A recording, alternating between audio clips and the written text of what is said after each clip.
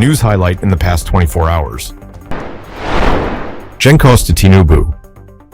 Explain how you arrived at 3.3 trillion naira power debt. Power generation companies in Nigeria have raised concerns over the reported 3.3 trillion naira electricity debt, calling on President Bola Tinubu and relevant authorities to provide transparency on how the figure was determined and how the liabilities will be settled. The concerns were voiced by Dr. Joy Ogaji, President and Chief Executive Officer of the Association of Power Generation Companies, during an exclusive interview with the Elite Journal on Sunday. Ogaji questioned the basis of the 3.3 trillion naira figure, noting that generation companies, Gencos, have not been adequately engaged in recent reconciliations. We don't know how they arrived at the figure, 3.3 trillion naira. The last reconciliation the Gencos had was in March 2025, and this 3.3 trillion naira, is it cash or bonds? And when will this money be released? There are more questions than answers, she said. FG raises 2026 borrowing plan to 29.2 trillion naira as budget deficit widens. The federal government has significantly revised its borrowing plan for 2026, increasing it to 29.20 trillion naira following an expansion in the proposed national budget.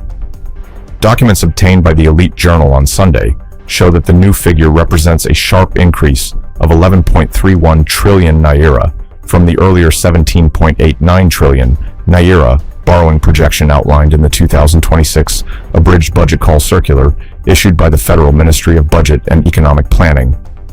The updated borrowing estimate is contained in the 2026 Appropriation Bill, approved by the National Assembly and detailed in the House of Representatives Order Paper dated March 31, 2026, alongside the accompanying budget schedules.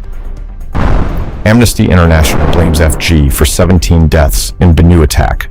Amnesty International has condemned the killing of at least 17 people in an attack on the Mbolom community in Gwer East local government area of Benue State, blaming Nigerian authorities for failing to protect residents from recurring violence.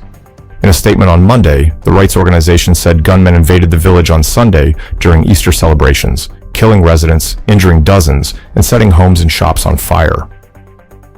Families are still searching for those missing since the attack, Amnesty International said, noting that the incident reflects a pattern of unchecked violence in the state. ADC alleges INEC plot to block party from 2027 polls. The African Democratic Congress, ADC, has condemned its reported derecognition by the Independent National Electoral Commission, INEC, describing the move as a calculated attempt to block the party from participating in the 2027 general elections. In a statement issued on Monday, the party's national publicity secretary, Bolaji Abdullahi, alleged that the commission's actions form part of a broader strategy to frustrate the ADC's political activities and ultimately prevent it from fielding candidates.